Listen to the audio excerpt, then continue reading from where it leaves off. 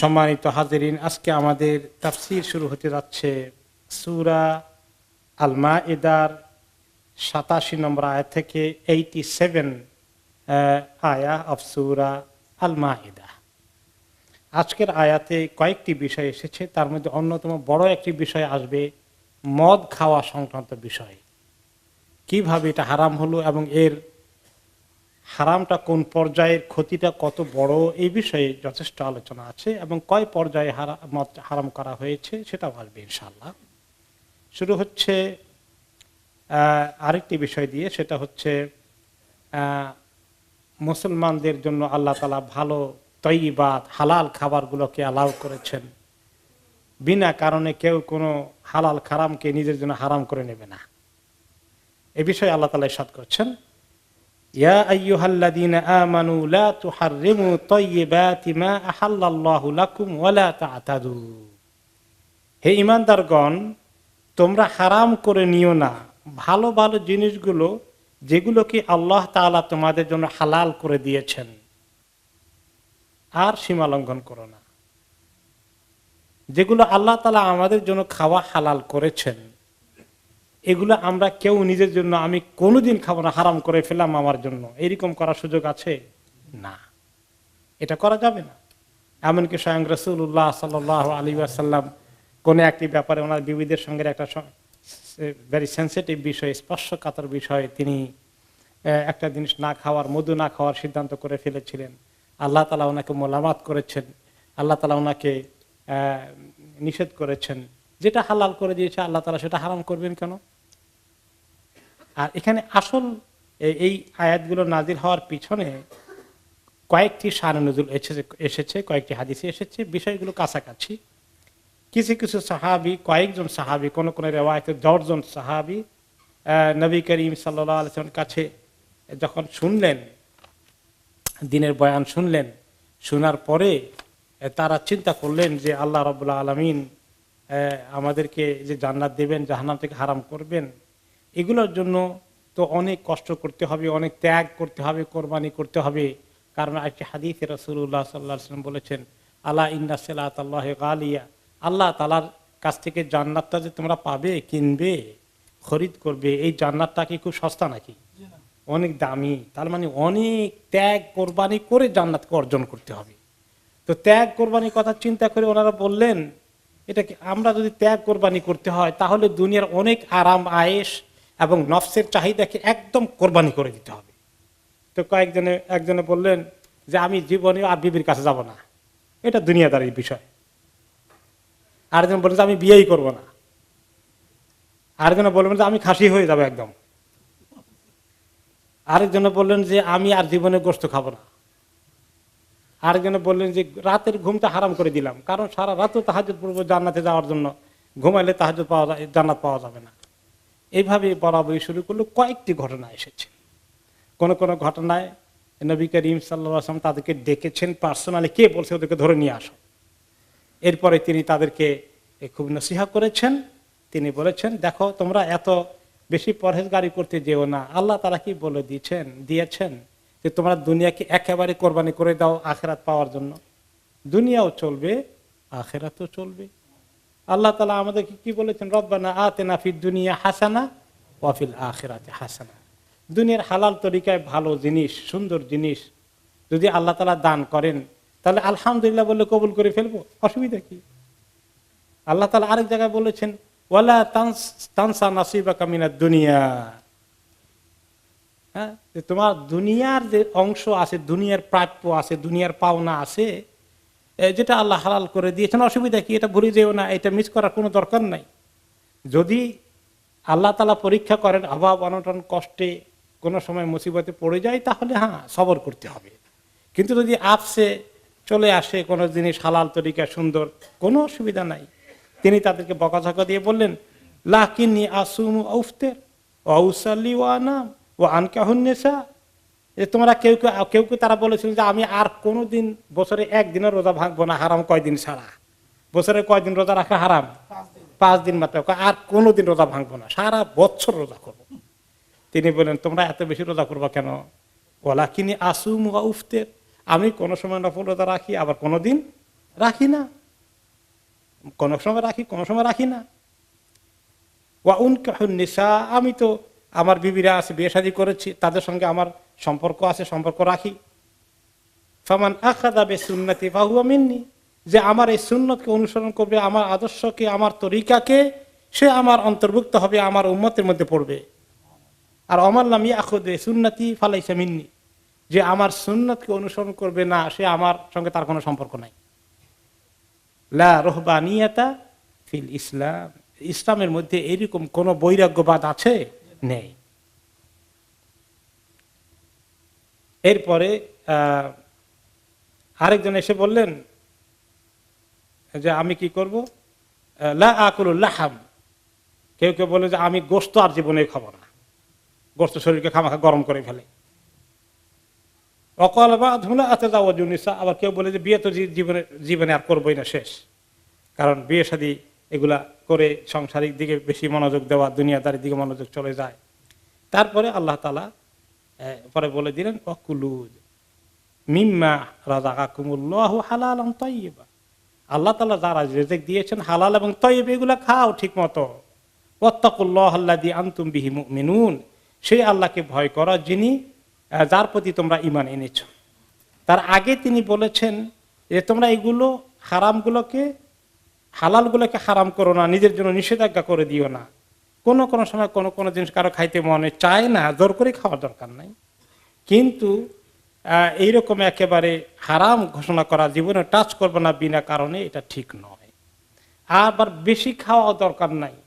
এই জন্য ইন্নাল্লাহা লা ইউহিব্বুল মুতাদিন, যারা সীমা লঙ্ঘন করে আল্লাহ তাআলা তাদেরকে পছন্দ করে না। এটার দুটো তাফসীর। একটা হচ্ছে ইমাম ইবনে কাসীর রাহমাতুল্লাহ আলাইহি বলেন, লা তুবালিগু ফি তাদয়ীক আলা আনফুসিকুম বিতাহরীমিল মুবাহাত আলাইকুম, যে আল্লাহ হালাল যেগুলো করেছেন এগুলো খাওয়া দাওয়া করার ব্যাপারে আল্লাহ তাআলা সুযোগ দিয়েছেন, আল্লাহ করেছেন এগুলো খাও, কিন্তু এগুলোকে আবার তোমরা একেবারে কমাই খেতে হবে, একেবারে বেশি কমাই ফেলতে হবে, এরকম করো না। আবার ওয়ালা তাতাদু তাজাওয়াজুল হাদ্দা ফীহি, বেশি আবার খাওয়া শুরু করে দিও না, খুব যে আল্লাহ হালাল করছে খালি খাইতেই থাকো, সেটাও না।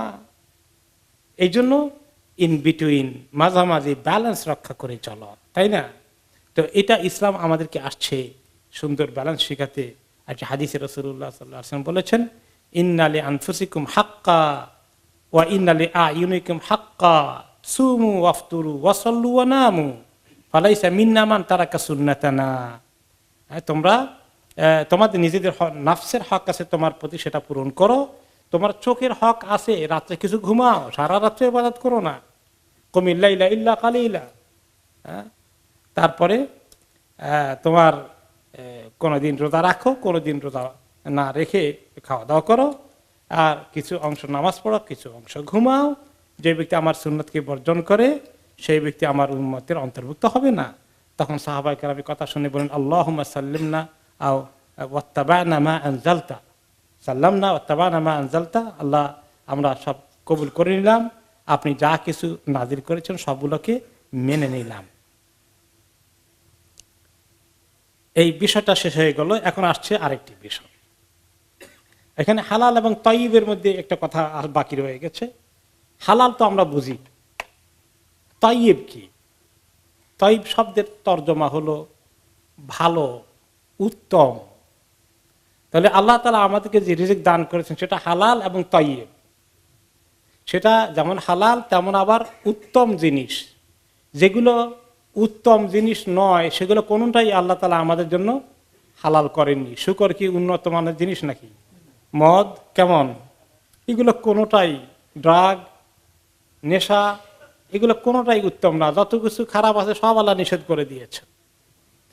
তো এদিক থেকে উত্তমগুলো আমাদের জন্য হালাল করেছেন। আবার হালাল জিনিসটাকে উত্তম রাখা দরকার, তাইয়িব রাখা দরকার, ভালো রাখা দরকার, ভালো কোয়ালিটি, ভালো কোয়ালিটি হওয়া লাগবে। ভালো কোয়ালিটি বলতে মনে করেন যদি কোনো গরু, ছাগল, মুরগি, কোনো প্রাণী যেগুলো হালাল অরিজিনালি, এগুলো রোগগ্রস্ত হয়ে যায়, তো হালাল তো হবে জবাই করলে বিসমিল্লাহ আল্লাহু আকবার, কিন্তু জিনিসটা তাইয়িব হলো কিনা? তাইয়িব হলো না। তো এই জন্য খাওয়া দাওয়ার ক্ষেত্রে সবকিছুরই একটা তৈয়বের মাদ্দায় থাকা দরকার, যেটা রটেন হয়ে গেছে, পচে গেছে, এটা তো তৈয়ব থাকে না, কাজে এটা খাওয়া ঠিক নয়।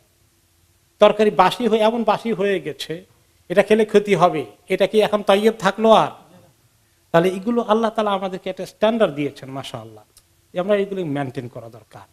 সব কিছুর এই রুচি মেনটেন করা দরকার। কোনো সময় হয়তো হালাল আছে ঠিক, কিন্তু কোয়ালিটি ইজ ভেরি লো। এমন কোন হালাল গোশত যদি পাওয়া যায়, ঠিক আছে জবাই হয়েছে, কিন্তু গোশতের কোয়ালিটি ভেরি লো, জানোয়ারটা খুবই দুর্বল, অসুস্থ, অথবা এটাকে ভালো করে ফ্রোজেন করেনি, তাই না? এই সমস্ত কারণে হালাল হয়তো স্টিল আছে, কিন্তু কোনটা নাই? তৈয়ব নাই। এই জন্য তৈয়ব রাখতে হবে। আমাদের মুসলমানদের স্ট্যান্ডার্ডকে আল্লাহ ঠিক করে দিয়েছেন, সেটা যেন আমরা কম্প্রোমাইজ না করি। নিজেদের ক্ষেত্রে বিশেষ করে ব্যবসা বাণিজ্য যারা করেন, যারা এই সমস্ত জিনিস সাপ্লাই করেন, ভালো জিনিস খাওয়াতে হবে, পচা জিনিস বিক্রি করা ঠিক নয়। এখানকার যে স্ট্যান্ডার্ড এজেন্সি যেগুলো আছে, কোয়ালিটি তারা শিওর করে, তাই না? এটা কিন্তু ইসলামিক কনসেপ্ট, যে কোয়ালিটি শিওর করা, কোয়ালিটির দিক থেকে যেন মানে হিউম্যান কনজিউম করার উপযুক্ত জিনিস হয়, এমন কোন জিনিস। মাঝে মধ্যে স্ট্যান্ডার্ড এজেন্সি যেগুলো যায়, কোয়ালিটি কন্ট্রোল করে না, ধরা পড়ে পচা জিনিস, ইঁদুর বাঁদর ঢুকাঢুকি করে আপনার সব জায়গায় দোকানের মধ্যে দৌড়াদৌড়ি করছে, তো এগুলো তো আর তৈয়ব থাকে না। কাজে এই সমস্ত স্ট্যান্ডার্ডকে এরা আবিষ্কার করেছে অন্যান্য জায়গায় অমুসলিমরা। আমরা মুসলিমরা অনেক জায়গায় এগুলাকে খামাখা কম্প্রোমাইজ করে ফেলেছি, স্ট্যান্ডার্ড মেনটেন করি না, অথচ এটা আমাদের দিনই দায়িত্ব। এগুলোকে মুসলিম উম্মার কোয়ালিটি শির করা দরকার। রেস্টুরেন্টে প্রায় হানা দেয় তারা, খাবার দাবারের কি অবস্থা, ঢেকে রাখছে কিনা ঢেকে রাখেনি, মশামাছি পড়লো কিনা। বাংলাদেশে কিছুদিন আগে, এখন তো বন্ধ হয়ে গেছে, পয়সা করে খাওয়াই সব বন্ধ করে দিছে। কি হতো, বিভিন্ন ফ্যাক্টরিতে ঢুকে দেখা যায়, সুবহানাল্লাহ, কি সুন্দর জুস দোকানে আসে, এক দেখলেই খাইতে মনে চায়। আর ওখানে এই জুসকে একদম খোলা, বৃষ্টি রোদ মশা মাছি সব কিছু ওর ভিতরে পড়ে আছে, এগুলোকে পরে বোতলে ঢুকাবে। এবার নাম করা জুস কোম্পানি, আমি নাম বলতে চাই না কারণ, এই পত্রিকায় এসেছে সমস্ত খবর, কি সুন্দর মিষ্টি, দেখলে জিহ্বা দিয়ে পানি আসবে, আর কি অবস্থায় বাইরে ফেলে দিয়েছে, ময়লা আবর্জনার কি অবস্থা। হয়তোবা একদম হারাম কিছু হয়নি, কিন্তু তৈয়ব কি থাকলো? এই তৈয়ব থাকলো না। এই মুসলিম উম্মাকে এত সুন্দর টিচিং আল্লাহ তাআলা দিয়েছেন, আর এই উম্মত মানে এত নিচু নামবে কেন? সুবহানাল্লাহ, শুধু পয়সার দরকার, কি খাওয়ালো, কেমনে, সুবহানাল্লাহ। এই যে এক দেশে এখন কি দিচ্ছে, সবজির মধ্যে তারপরে ফলের মধ্যে কি ঢুকাচ্ছে, ফরমালিন। যে ফরমালিন কোথায় ব্যবহার করে জানেন? এই যে লাশ যাতে পচে না যায়, এক দেশ থেকে আরেক দেশে লাশ যেতে 3 দিন 4 দিন 5 দিন লাগে, যাতে না মরে, এমবালভমেন্ট করার জন্য ফরমালিন ঢুকায়। এতে এত মারাত্মক ক্ষতিকর মানব স্বাস্থ্যের জন্য, মানুষের স্বাস্থ্যের জন্য এই জিনিস ফলের মধ্যে ঢুকিয়ে, এই জিনিস আপনার এখন আমার লোকেরা আত্মীয় স্বজন দেশ থেকে এসে বলে যে কলা খাওয়া ছেড়ে দিয়েছি, কলা আর কিসমতে নাই, সমস্ত কলা ফরমালিন ঢুকে দিয়েছে। কি আপেল খাবেন, কি খাবেন, সব যে আপেল একটা কিনে রাখলে বোধ হয় কয় 1 মাসে পচে টচে না, কি অবস্থা। তো এই যে পয়সা বানায় এই জালিমগুলোর কোনো মানে দুনিয়ার কোনো কমন সেন্স নাই, আল্লাহর কাছে হাজিরা দেওয়ার জন্য কোনো ফিলিং তো নাই। তো এই হচ্ছে মুসলিম উম্মার দুরবস্থা।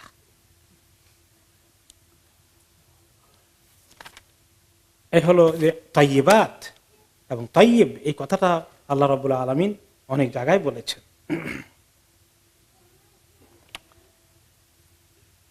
এরপরে আমরা আসি আরেকটি বিষয়, সেটা হচ্ছে কসম তো করি আমরা প্রায়, তাই না? মাঝে মধ্যে কেউ কেউ রেগুলার না করলেও করি, মাঝে মধ্যে কসম করে বসি। এই কসমের স্ট্যাটাসটা কি, কিভাবে করা উচিত, কিভাবে করা উচিত নয়, এবং কসম করে ফেললে এটাকে কিভাবে রেসপেক্ট করা উচিত। লা ইউআখিযুকুমুল্লাহু বিল্লাগওয়ি ফি আইমানিকুম ওয়ালাকিন ইউআখিযুকুম বিমা আকাদতুমুল আইমান। আল্লাহ তাআলা তোমাদেরকে পাকড়াও করবেন না, ধরবেন না যে সমস্ত কসমগুলো তোমরা এমনি করেছ, আসলে কসমের কোনো নিয়ত নাই, মুখে এমনি বেহুদাভাবে বলে ফেলেছ, এইরকম কসমগুলোকে আল্লাহ তাআলা ইগনোর করবেন। কিন্তু যেটাকে আল্লাহ তাআলা ধরবেন সেটা হচ্ছে তোমরা যেটাকে কসম মিন করেছ, কসমের উদ্দেশ্যে বলেছ, সেটাকে আল্লাহ তাআলা অবশ্যই ধরবেন, কসম করে তার হক আদায় করেছো কি না। এমনি কসম যেগুলো হয় এগুলাকে আল্লাহ ইগনোর করবেন। এমনি কসম কেমন হয়, এটা আরব দেশে একটু বেশি হতো। এখনো জিজ্ঞাসা করলে, ভাই অমুককে দেখেছেন কিনা আপনি, আল্লাহ মার আইতু, আল্লাহর কসম তাকে দেখি নাই। এমনি করছে, আসলে তো কসমের কোনো প্রয়োজন নাই এখানে, কিন্তু আল্লাহি বিল্লাহি তাল্লাহি চলে আসতেছে। তারপরে আরেকজন বলল যে ভাই আজকে মানে এত বড় একটা মাছ দেখলাম বাজারে, আল্লাহর কসম জীবনে আমি এই মাছ আর দেখিনি। তো এখানে তো কসমের জন্য আপনাকে কেউ বলে নাই। তো এই যে কসমগুলো করে মানুষে, এগুলো করা কোনো ফজিলত নাই, করাও ঠিক না। তারপরে করে ফেলছে, কথা প্রসঙ্গে একটা গুরুত্ব বোঝানোর জন্য বলে ফেলেছে চট করে। এখানে কি আসলে কোনো কসমের নিয়ত আছে? না। তো আল্লাহ তাআলা তো আমাদের এই দুর্বলতা আসে মাঝে মধ্যে আমাদের, আল্লাহ তাআলা তো আমাদেরকে একটু ক্ষমা করতে চান। তো আল্লাহ তাআলা বলেন যাও এগুলো ক্ষমা করে দিলাম। যদি আল্লাহ তাআলা এগুলো সব ধরতেন তাহলে আমরা আটকে যেতাম সবগুলোর জন্যই।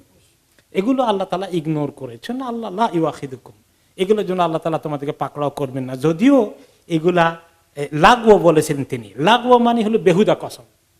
এখন আল্লাহ পাকড়াও করবেন না, কিন্তু জিনিসগুলো ভালো নাকি? ভালো না কেমনে বুঝলেন?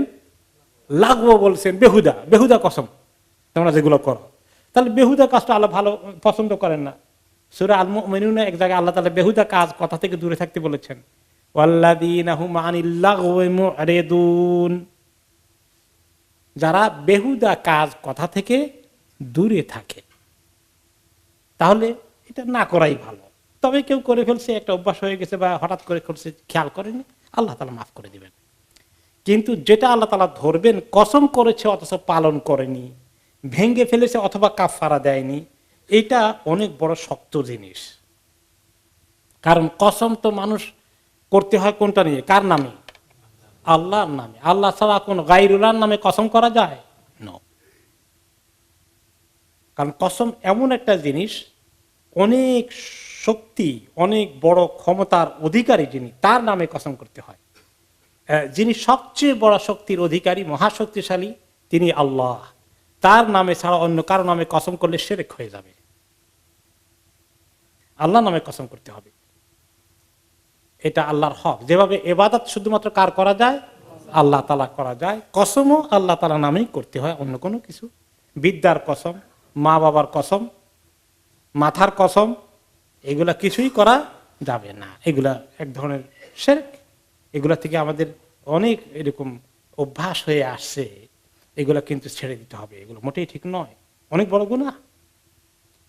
তারপর হলো যখন আল্লাহর নামে কসম করা হলো, আল্লাহ দাতে পাকের এত বড় শক্তিশালী, এত মহাশক্তি ধরা আল্লাহর কথায় কসম করলাম, আর আমি এটা কোনো গুরুত্ব দিলাম না, পরে এটাকে ভেঙে ফেললাম। আল্লাহর কসম আমি তোমার বাড়িতে আর কোনোদিন যাবো না, নাউজুবিল্লাহ। এরকম মাঝে মধ্যে লোকেরা করে কিনা? তোমার বাড়ির দানা পানি জীবনে আর মুখে দেবে না, আল্লাহর কসম করে বললাম। এরকম অনেক সময় রাগের বশত হয়ে, গোস্বা কারণে মানুষে বলে ফেলে। তাই বলে ফেলছেন যে এটা আপনি অনেক শক্ত করে বলেছেন, রাগ করে বলেছেন, কাজে এখানে কসমের নিয়ত আছে। এখানে আপনি বলতে পারবেন না রাগ করছিল বলছিলাম, আসলে কসম মিন করি নাই। ন, ওইটা আসলে কসম। রাগটা একটা সিরিয়াস জিনিস, it is an indication to the intention. এটা কসমের নিয়ত এখানে চলে আসছে। তো এরকম কিছু কেউ করে ফেললে, কেউ যদি পালন না করে, তাহলে ধরবেন আল্লাহ তাআলা। কারণ এটা অনেক শক্ত জিনিস। কসম ভাঙ্গা অনেক বড় গুনাহ, কবিরা গুনাহ। কসম করে ভাঙ্গে ফেলা কবিরা গুনাহ। তবে এখন কেউ যদি বলে যে কসম করে কবিরা গুনাহ হয় ভেঙ্গে ফেললে, এখন আমি কি করি? আমি তো ভালো জিনিস না করার কসম করেছি। আল্লাহর কসম তোমার বাড়িতে আর কোনোদিন যাব না, এটা কি কোনো ভালো কাজ হয়েছে? একজন মুসলমান আরেকজন মুসলমানের বাড়িতে যাবে, একজন আত্মীয় আরেকজন আত্মীয়ের বাড়িতে যাওয়া আসা করবে। তো এই যে উল্টা পাল্টা কসম হয়ে গেছে, এটার ব্যাপারে সূরা আল বাকারায় অন্য আয়াতে আল্লাহ তাআলা কি বলেছেন? যে এরকম উল্টা পাল্টা কসম কেউ করে ফেললে তার ভেঙে ফেলা উচিত। হাদিস শরীফে আসছে, এগুলো আলোচনা সূরা আল বাকারা চলে গেছে। যে তোমরা উল্টা পাল্টা কসম করে ফেলেছ, ভালো কাজ না করার জন্য কসম ভাঙ্গো। কসম ভাঙ্গার জন্য কি করতে হবে? কাফারা দিতে হবে, পেনাল্টি পে করতে হবে, জরিমানা দিতে হবে, কাফারা।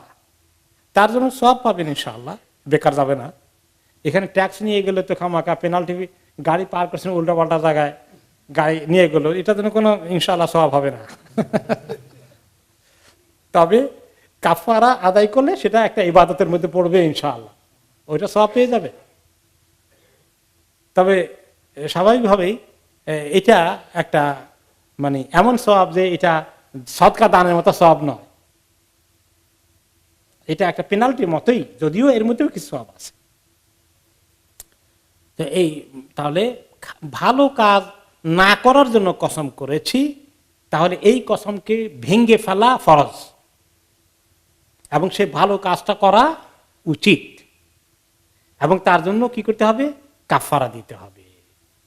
সেই কাফারাটা কিভাবে দিতে হবে এর বয়ানে আল্লাহ তাআলা এখন বলছেন,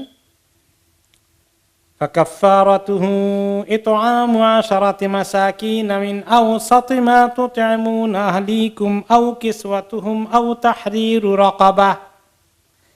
এখন তোমরা কেউ কসম ভাঙতে চাও, উল্টাপাল্টা কসম করে বসেছ, তাহলে এখন এই কসম ভেঙে ফেলো, কাফারা আদায় করো। এই কসম করে বললো তার স্ত্রীকে, আল্লাহর কসম আমি তোমাকে তালাক দেবো, নাউজুবিল্লাহ, আল্লাহর কসম আমি তোমাকে তালাক দেব, এই কথা বলেছে, তালাক কি হয়ে গেছে? হয় নাই। যদি ফিউচার টেন্স ইউজ করে, ভবিষ্যৎকাল ইউজ করে, তাহলে তালাক হয় না। আমি তালাক দিচ্ছি বা তালাক দিলাম, পাস্ট টেন্স, তাহলে কি হবে? তালাক হয়ে যাবে। দিচ্ছি যদি বলতে বোঝায় দেওয়া হয়নি এখনো, তাহলে তালাক হয়নি। ওকে, দিলাম বললে দেওয়া হয়ে গেছে, এটা বোঝানো গেল। তো এরকম যদি কেউ করে, ফাকাফারাতু ইতআমু 10 মাসাকিন, কাফারা, কসম ভাঙার কাফারা হচ্ছে 10 জন মিসকিন খাওয়াই দিতে হবে। একজন মিসকিনকে 2 বেলা খাওয়াইতে হয়, তাহলে 10 জন মিসকিনকে 20 বেলা এটা খাওয়াতে হবে।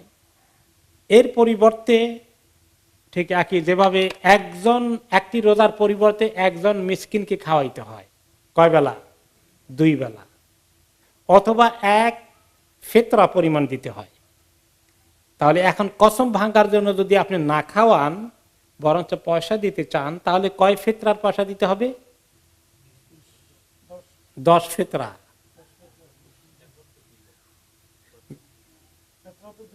ফিতরা, আমরা রোজার কথা মনে নেই আপনাদের? রোজার যারা কাফারা আদায় করবেন বা ফিদিয়া দিবেন, ফিদিয়া, রোজার ফিদিয়া দেওয়ার জন্য আমরা বলেছি 1 রোজার পরিবর্তে কয় ফিদিয়া দিবে, কয় ফিতরা পরিমাণ? 1 ফিতরা। খাওয়াইলে 2 বেলা খাওয়াবেন, আর দিলে 1 ফিতরা পরিমাণ দিবেন। তাহলে এই সমস্ত দেশে যেখানে আমরা বলেছি যে ফিদিয়া হচ্ছে 1 ফিতরা পরিমাণ, সেটা আমরা কত বলেছি লাস্ট টাইম? 5 পাউন্ড। এখন 10 জন মিসকিনকে খাওয়ানোর জন্য 10টি ফিতরা দিলে কসম ভাঙার জন্য কত দিতে হবে? 50 পাউন্ড। এই তরিকায় যারা বাংলাদেশে আছেন, তারা 10 জন মিসকিনকে খাওয়ানো অথবা 10টি ফিতরা দেওয়ার যে পরিমাণ আসবে একটি কসম ভাঙার জন্য, সেটা দিতে হবে। সেটা দিয়ে ফেললে আপনার যে কাজ করতে আপনি কসম করছেন জীবনে করবেন না, সেই কাজ করা আপনার জন্য অ্যালাউড হয়ে গেল, আর কোনো অসুবিধা হবে না। এটা হলো কসমের কাফারা। কয়েকটি কাফারা আছে, এই কাফারা যদি আপনি দিতে চান ফাইন, এটা যদি না দেন আপনি আরেকটা অপশন নিতে চান, তাও এটাতে খাওয়াবেন, এই খাওয়াতে হলে কোন স্ট্যান্ডার্ড মেনটেন করে খাওয়াবেন? সেই বেচারা গরিব মানুষ, তার স্ট্যান্ডার্ড মেনটেন করবেন, না আপনার যে আপনি একটু মোটামুটি ভালো খাওয়া দাওয়া করেন আপনার স্ট্যান্ডার্ড মেনটেন করবেন? কোনটা? আমরা যেটা খাই ওইটা, আচ্ছা ভালো মাসা আমাদেরটাই দেবো না। আমাদের তো কোনোদিন আবার খুব ভালো খাই, কোনোদিন আবার একটু লো কোয়ালিটি হয়, আবার কোনোদিন মাঝামাঝি হয়, ঠিক কিনা? তো আমাদের খাবার স্ট্যান্ডার্ড যদি ধরি, তাহলে কোনটা ধরবো এখন? মাঝামাঝি। খায়রুল উমুরি আওসাতুহা। সবসময় আল্লাহ তাআলা বলেন, হাদিসে রাসূলুল্লাহ সাল্লাল্লাহু আলাইহি ওয়াসাল্লাম বলেছেন, উত্তম জিনিস হলো সবসময় মাঝামাঝিটা, মাঝামাঝিটা সবসময় উত্তম জিনিস। সেই কথাই আল্লাহ তাআলা এখানে বলেছেন, মিন আওসাতি মা তুতঈমুনা আহলিকুম, তোমাদের পরিবারের সদস্যদেরকে নিয়ে যে খাওয়া দাওয়া করো, তাদের যে খাওয়াও, তার স্ট্যান্ডার্ডের মিডিয়াম স্ট্যান্ডার্ডটা ধরবা। কোনোদিন খুব দামি খাবার খেয়েছো, এটার দাম অনেক বেশি, কোনোদিন একদম হয়তো খুব আলু ভর্তা ডাল দিয়ে ভাত খেয়েছে, মাঝে মধ্যে এরকম হয়ে যায়, ওটাও না, মাঝামাঝি ধরবা। এইটা একটা স্ট্যান্ডার্ড আল্লাহ তাআলা ঠিক করে দিলেন। তাহলে আমরা সেটাই ধরেছি, এটা ধরেই আমরা ফিতরার পরিমাণ দিয়েছি কত, 5 পাউন্ড করে অ্যাপ্রক্সিমেটলি। এই একটা অপশন। আর এটা যদি না করো, আও কিসওয়াতুহুম, অথবা তুমি যদি চাও 10 জনকে পরার জন্য কাপড় দেবে, 10 জনকে পরার কাপড় দেবে। পরার কাপড় কি 1 পিস না 2 পিস, এটা নিয়ে একটু অনেক ইখতিলাফ হয়েছে ফুকাহাদের মধ্যে। তো কেউ কেউ বলেছেন যে ফরজ ঢাকা হয়ে যায় এতটুকুন দিলেই চলবে, সতর ঢাকা হয়ে যায় এতটুকুন দিলেই চলবে। আবার কেউ কেউ বলেছেন না, যতটুকুন হলে নামাজ পড়ার জন্য যতটুকুন কাপড় লাগে ততটুকুন হওয়া দরকার। তো নামাজ পড়লে তো যদি আমরা সতর্ক হলে মিনিমাম নাভি থেকে হাঁটু পর্যন্ত, খালি এতটুকুন গায়ে দিয়ে নামাজ পড়ি নাকি, সুন্নত তো হচ্ছে উপরেটাও হবে, তাহলে 2 পিস। আর কেউ কেউ বলেছেন যদি বড় 1 পিস উভয়টা কাভার করে তাহলে সেটা 1 পিস হলেও চলবে। যেমন তোপ একটা দিলেন, উপরে নিচে দুটোটা মোটামুটি ঢাকা গেছে, ভিতরে তো পায়জামা লাগবে, দিলে দিলেন, না দিলে নাই। ওকে, তো এটা হলো যে কাপড় দেওয়ার ক্ষেত্রে। তাহলে 10 জনকে পরার কাপড় দিবেন। মহিলাদেরকে দিলে 10টা শাড়ি দিলেন, পুরুষদেরকে যদি 10টা লুঙ্গি দিয়ে দেয় গরিবদেরকে, হয়ে গেল। কাফারাগুলো খেতে পারবে কে? গরিব। যারা যারা কি খেতে পারে, জাকাত খেতে পারেন, ফিতরা খেতে পারেন, তারা কাফারা খেতে পারবেন। এবং মুসলমান হওয়া উচিত মেজরিটি ইমাম বলেছেন যে মুসলিমদেরকেই কাফারার পয়সা দেওয়া উচিত। যদি ইমাম আবু হানিফা রাহমাতুল্লাহ আলাইহি নন মুসলিমকে দিলেও অ্যালাউড করেছেন। ওনার কথা হলো যে জাকাতের ব্যাপারে কথা আসছে মুসলমানদেরকে দেওয়ার জন্য, আর ফিতরার ব্যাপারে কথা আসে হাদিস শরীফে এই মুসলমানদেরকে দেওয়ার জন্য, কিন্তু কাফারার ব্যাপারে কাদেরকে দিতে হবে আল্লাহ এটা বলেন নাই। ঠিক আছে না? যুক্তিটা কেমন লাগে? এক্সিলেন্ট যুক্তি, এটাই হওয়া দরকার। তাহলে এখানে ফ্রিডম আছে। আর বাকিরা বলছেন যে বলেন নাই আল্লাহ তাআলা, কিন্তু ওই দুইটা যে লাইনে বলেছেন এটা ওই লিস্টের মধ্যেই পড়ে আসলে। ওনাদের যুক্তিও খারাপ না। ফুকাহারা মাশাআল্লাহ যখন ইজতিহাদ করেন যুক্তি, ওনাদের কিন্তু কোনোটাই ফেলে দেওয়ার মতো না, মাশাআল্লাহ রাহিমাহুমুল্লাহ জামিআন। এ হচ্ছে কাপড় দেওয়ার ক্ষেত্রে এই একটা অপশন থাকলো, খাবার দিবেন অথবা কাপড় দিবেন। খাবারের পরিবর্তে টাকা দেওয়ার কথা আমরা আলোচনা করলাম, সেটা ঠিক আছে। অথবা কাপড়, অথবা 3 নম্বর আও তাহরিরু রাকাবা, অথবা একটি গোলামকে মুক্ত করে দেবে, কৃতদাসকে, যেটা এই জামানায় নেই। ওইটার আমাদের আলোচনা করে আর এখন লাভ নেই। আর ওটা দিতে গেলে দাম তো অনেক বেশি ছিল এমনিও। তো এক উসিলায় আল্লাহ তাআলা কিছু গোলাম আজাদ করার জন্য, মানুষকে আজাদ করে দেওয়ার জন্য তখন এটাকে আল্লাহ তাআলা মুসলমানদেরকে সুযোগ দিয়েছেন। এখন এই 3টা করার, এগুলো সবগুলোর জন্য তো পয়সা করে লাগবে। এখন যে বেচারা এই 10 জনকে মিশিয়ে খাওয়াবে, অথবা তাদেরকে পয়সা দেবে, অথবা কাপড় কিনে দেবে, অথবা গোলাম কৃতদাস মুক্ত করবে, এগুলো করার মতো পয়সা নেই। গরিব মানুষের কসম করে বসছে, এখন তো আটকে গেছে, কি করবে এখন? তার জন্য ওই আউট কি?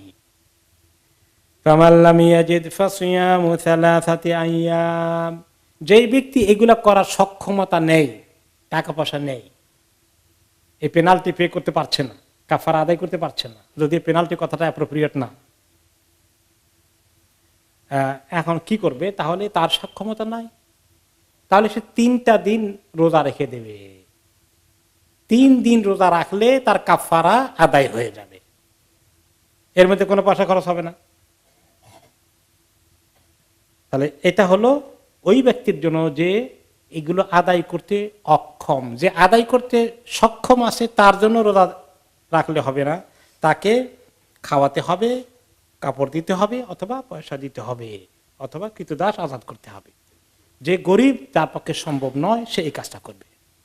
এখন একটা প্রশ্ন আসতে পারে যে এক বেচারার সক্ষমতা নাই, মানুষও গরিব, আবার এখান দিয়ে অসুস্থ রোগী মানুষ, রোজা রাখার প্রশ্নই আসে না, নিজেটাই রাখতে পারে না, এখন সে কি করবে?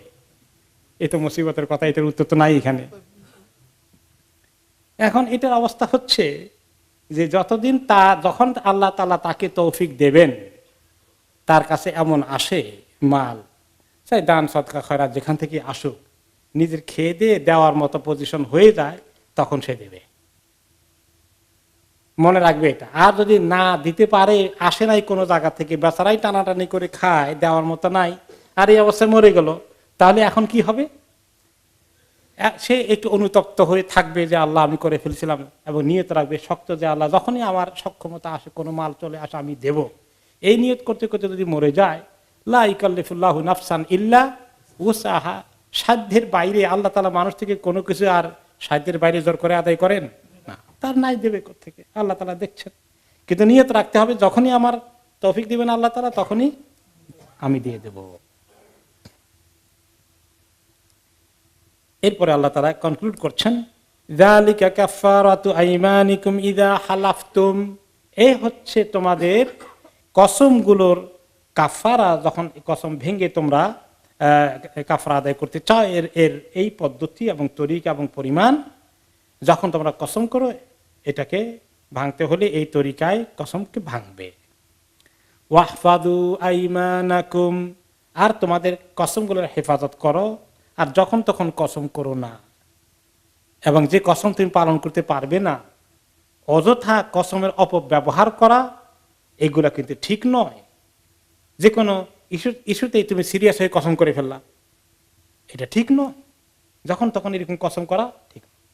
কসম বেশি বেশি করা আসলেই ভালো না, মোটেই ভালো না। কেউ কেউ আছে তার মাল বিক্রি করার জন্য কসম করে, হাদিসে নিষেধ করেছে, আল্লাহর কসম সবচেয়ে ভালো জিনিস দিছি আপনারে, এটা মার্কেটে কোথাও পাবেন না, হ্যাঁ একদম খাঁটি জিনিস। এরকম কসম করে যে ব্যক্তি বিক্রি করে, তার জন্য নবী করিম সাল্লাল্লাহু আলাইহি ওয়াসাল্লাম তাকে সাবধান করেছেন, নিষেধ করেছেন, এটা করে না কেউ যেন। কাযালিকা ইউবাইয়িনুল্লাহু লাকুম আয়াতিহি লাআল্লাকুম তাশকুরুন, এভাবেই আল্লাহ তাআলা তোমাদেরকে আল্লাহর আয়াতগুলো, বিধানগুলো, নিয়মগুলো, তরিকাগুলো সুন্দর করে বয়ান করে বুঝিয়ে দিচ্ছেন, যাতে আল্লাহ তাআলার প্রতি তোমরা শুকরগুজার হও। আমরা কি এত সুন্দর কথা শুনে আল্লাহ তাআলা শুকরগুজার হচ্ছি? আলহামদুলিল্লাহ। দ্বীনের বিষয়ে কোনো একটা বিষয় তিনি আল্লাহ তাআলা অস্পষ্ট কিছু রেখে দেননি, সুন্দর করে বর্ণনা করে দিয়েছেন।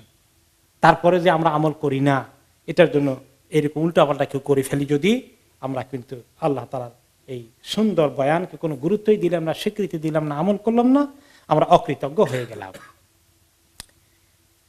এরপরে আসছে আরেকটি বিষয়, সেটা হলো মদ, জুয়া, এই সমস্ত বিষয়ের কিভাবে আল্লাহ তাআলা ফাইনালি রহিত করে দিলেন, হারাম করে দিলেন সেই বিষয়। ইয়া আইয়ুহাল্লাযীনা আমানু ইন্নামাল খামরু ওয়াল মাইসিরু ওয়াল আনসাবু ওয়াল আজলামু রিজসুম মিন আমালিশ শাইতান ফাজতানিবুহু লাআল্লাকুম তুফলিহুন। হে ঈমানদারগণ, নিশ্চয়ই মদ, জুয়া, আনসাব এবং আজলাম, এগুলো ব্যাখ্যা পরে আসছে, এগুলো হচ্ছে রিজসুম মিন আমালিশ শাইতান, এগুলো অপবিত্র শয়তানের আমল। ফাজতানিবুহু, এগুলাকে একদম চূড়ান্তভাবে বর্জন করো, চূড়ান্তভাবে এগুলাকে বর্জন করো, লাআল্লাকুম তুফলিহুন, আশা করা যায় তোমরা কামিয়াব হবে। ইন্নামা ইউরিদুশ শাইতানু আন ইউকিআ বাইনাকুমুল আদাওয়াতা ওয়াল বাগদাআ ফিল খামরি ওয়াল মাইসির ওয়া ইয়াসুদ্দাকুম আন যিকরিল্লাহি ওয়া আনিস সালাহ ফাহাল আনতুম মুনতাহুন। নিশ্চয়ই শয়তান চায় তোমাদের মধ্যে দুশ্মনী, ঘৃণা, বিদ্বেষ লাগিয়ে দিতে, মদের মাধ্যমে, জুয়ার মাধ্যমে, আর তোমাদেরকে আল্লাহ তাআলার স্মরণ থেকে, আল্লাহ তাআলাকে ডাকা থেকে সরিয়ে দিতে চায়, এবং নামাজ থেকে তোমাদেরকে সরিয়ে নিতে চায়, গাফেল করে ফেলতে চায়। তোমরা কি ছেড়ে দেবে?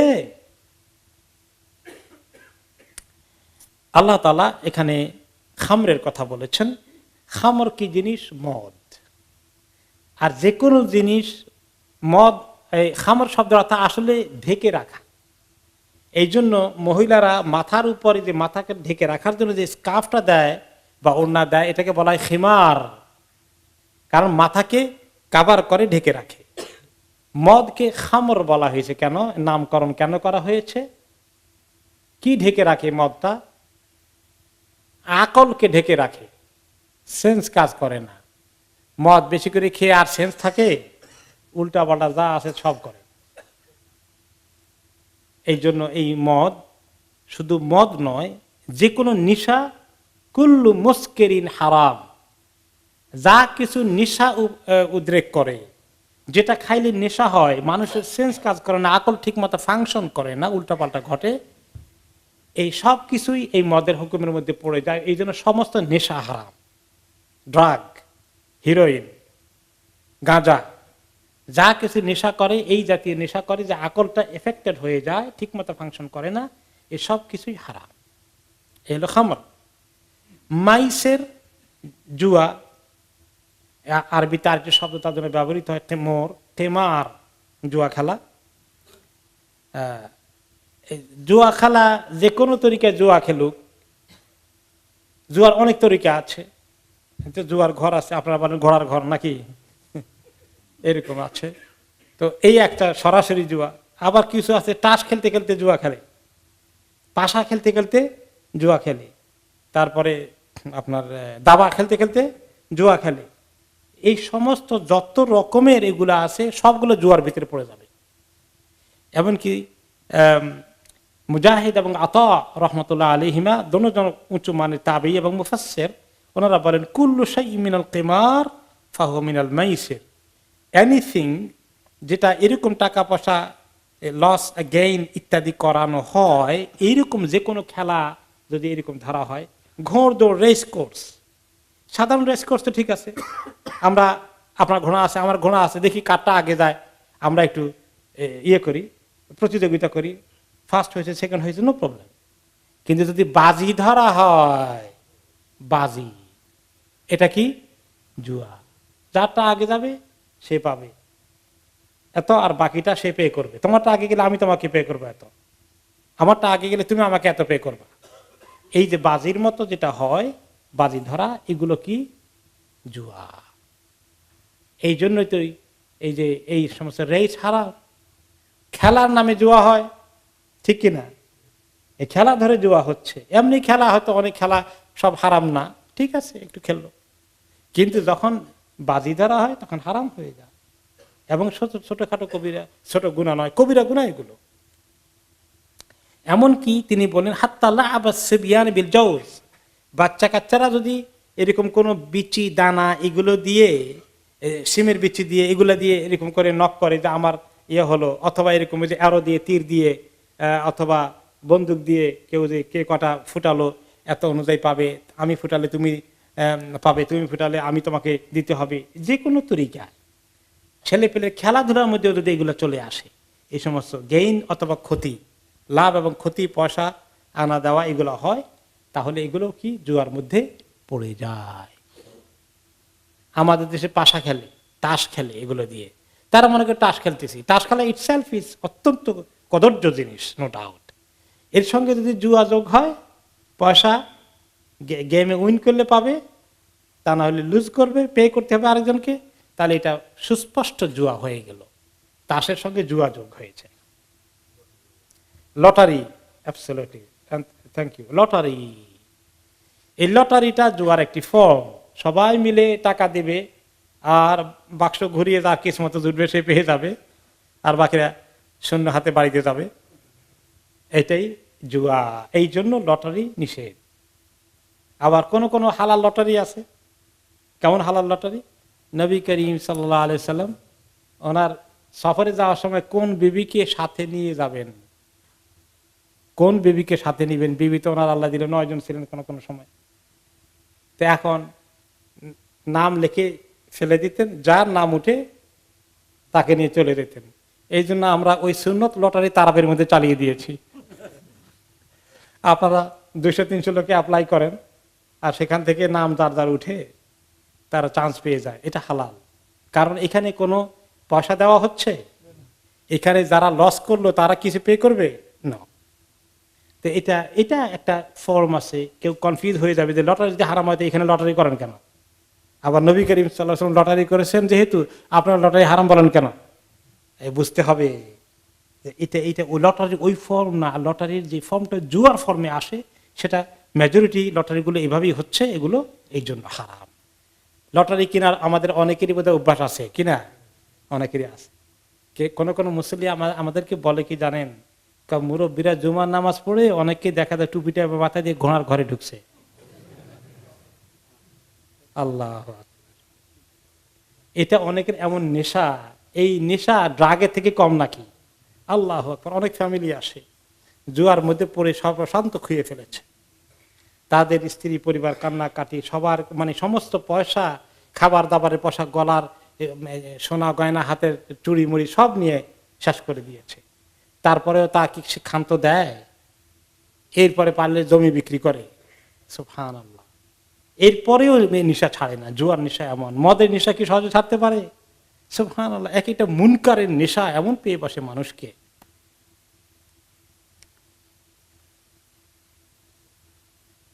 ইবনে উমর এবং ইবনে আব্বাস রাদিয়াল্লাহু আনহুমা একটি হাদিসে বলেন, আল মাইসির হুয়াল কিমার কানু ইয়াতাকামারুনা ফিল জাহিলিয়াতি ইলা মাজিইল ইসলাম ফানাহাহুমুল্লাহু আন হাযিহিল আখলাকিল কাবিহা। জাহেলি জামানা থেকেই আরব দেশে এই জুয়া খুব প্রচলিত ছিল, মদও প্রচলিত ছিল। পুরনো জাহেলি সমাজে তাই ছিল, এখন নব্য জাহেলি সমাজে সেগুলা চলছে কিনা? তাহলে জাহেলি সমাজ নতুন হোক আর পুরান হোক, জাহেলি সমাজের মধ্যে ওই পুরানো রোগগুলো ঠিকই আছে। এত শিক্ষিত সমাজে রাষ্ট্রীয়ভাবে কিভাবে এই লটারির মতো জিনিসকে এত জনে পে করবে আর একজনে পট করে পেয়ে যাবে, সবাইকে মাহরুম করে? এটা কি কথা? আর জুয়া কত ক্ষতি জিনিস। এই জুয়াতে মানুষ যখন অভ্যস্ত হয়ে যায়, তার নিজের ব্যক্তিগত জীবন, তার পরিবারের জীবন সর্বশান্ত হয়ে যায়। এরপরেও সভ্য জগতে কি করে মানুষ এগুলোকে গ্রহণ করে? মদ খাওয়ার কারণে কি কত রকমের অপকর্ম ঘটে, কি করে সভ্য জগৎ এগুলোকে অ্যালাউ করে? আর কত রোগের কেন্দ্র হচ্ছে এই মদ। এগুলো জানার পরেও, এত ক্যাম্পেইন করার পরেও এটাকে মানুষ গ্রহণ করে নেয় এবং এটাকে গলাধকরণ করে। এত খারাপ জিনিস কি?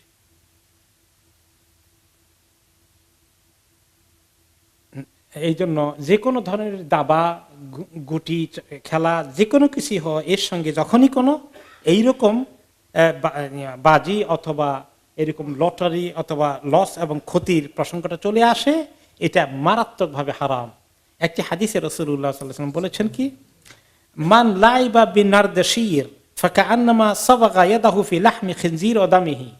যে ব্যক্তি দাবা অথবা পাশা বা কোনো গুটি দিয়ে খেলে, এগুলো গুটি দিয়ে গুটি চালা করে খেলে, তারপরে এর ভিতরে পয়সা পাওয়া, পয়সা দেওয়া, এরকম বাজির মধ্যে পড়ে, এই খেলা যে খেললো, সেই ব্যক্তি মনে হয় যেন শূকরের রক্ত দিয়ে আর গোশত দিয়ে তার হাতকে ভরেই ফেললো।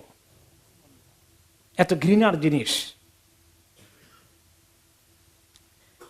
মান লাইবান নারদা ফাকাদ আসাল্লাহ ওয়া রাসূলা। যে ব্যক্তি এরকম দাবা, পাশা, এই জাতীয় গুটি দিয়ে খেলে, এরকম জুয়ার কাণ্ড করে, সেই ব্যক্তি আল্লাহ এবং তার রাসূলকে অমান্য করলো, নাফরমানি করলো, বশ্যতা স্বীকার করতে অস্বীকার করলো। তাহলে আমরা খামর বুঝলাম, মাইসির বুঝলাম। এখন আনসাব ওয়াল আজলাম। আনসাব কি জিনিস? আনসাব হচ্ছে হিয়া হিজারাতুন কানু ইয়াযবাহুনা কারাবিনাহুম ইনদাহা। কিছু স্পেশাল পাথর আছে, খুব বরকতওয়ালা পাথর।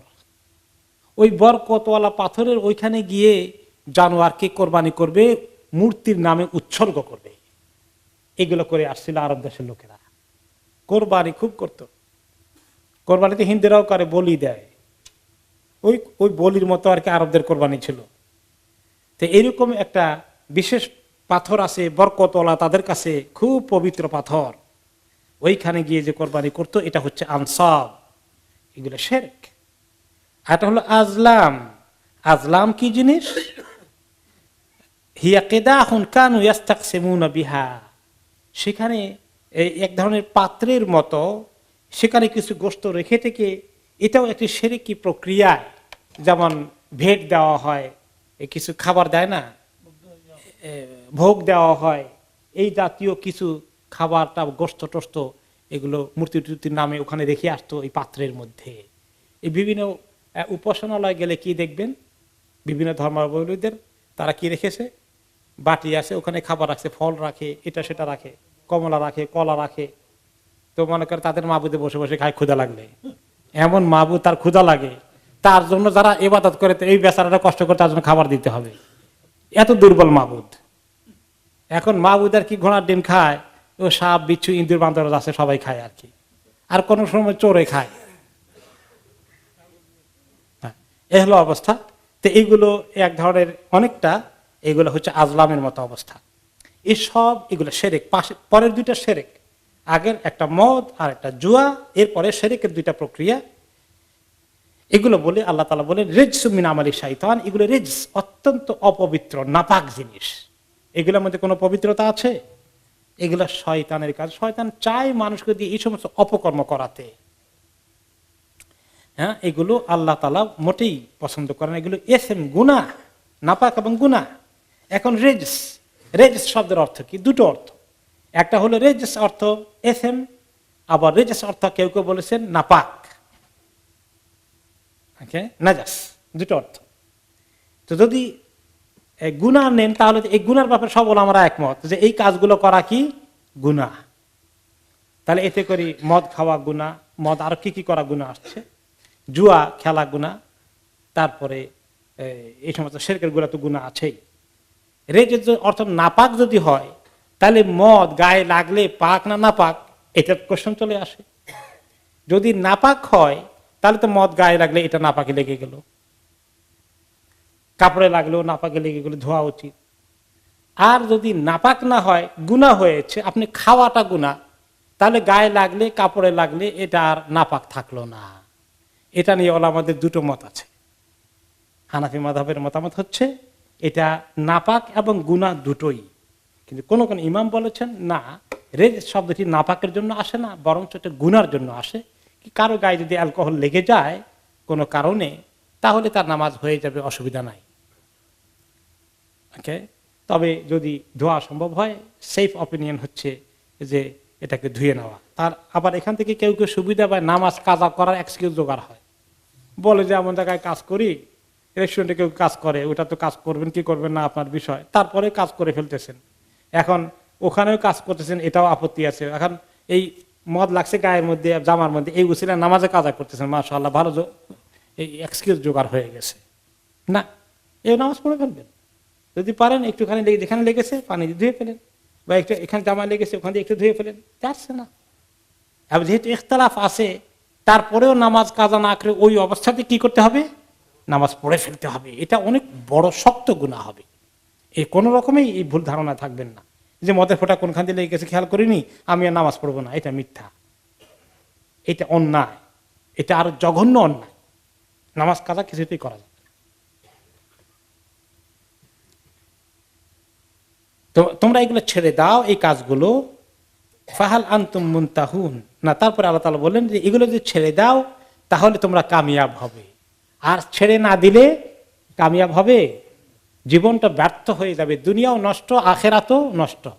জুয়া খেলে দুনিয়া নষ্ট কেমন হয়, আখেরাত নষ্ট হলোই। আর মদ খেলে দুনিয়া যেমন নষ্ট হয় আখেরাতও নষ্ট হয়, কামিয়াবি নাই। আর এগুলো ছেড়ে দেওয়ার মধ্যেই কামিয়াবি। এরপরে এই মদ কেন আল্লাহ তাআলা নিষেধ করেছেন তার কারণ বলছেন। নিষেধ করার কারণ কি? অনেকেই এখন কারণ জানতে চায়, কেন নিষেধ করলেন, যে শুকরে করতে নিষেধ করছেন কেন, খালি কারণ খুঁজতে চায়।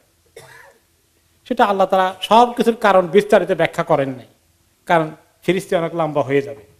কিন্তু এই ইমাম ইবনে কাসির রাহমাতুল্লাহ অনেক মুফাসসিরে কেরাম বলেছেন যে আল্লাহ তাআলা মদ নিষেধ করার বিষয়টাকে, মদ এবং জুয়ার বিষয়টাকে, কারণটাকে খুব বিস্তারিত বলেছেন।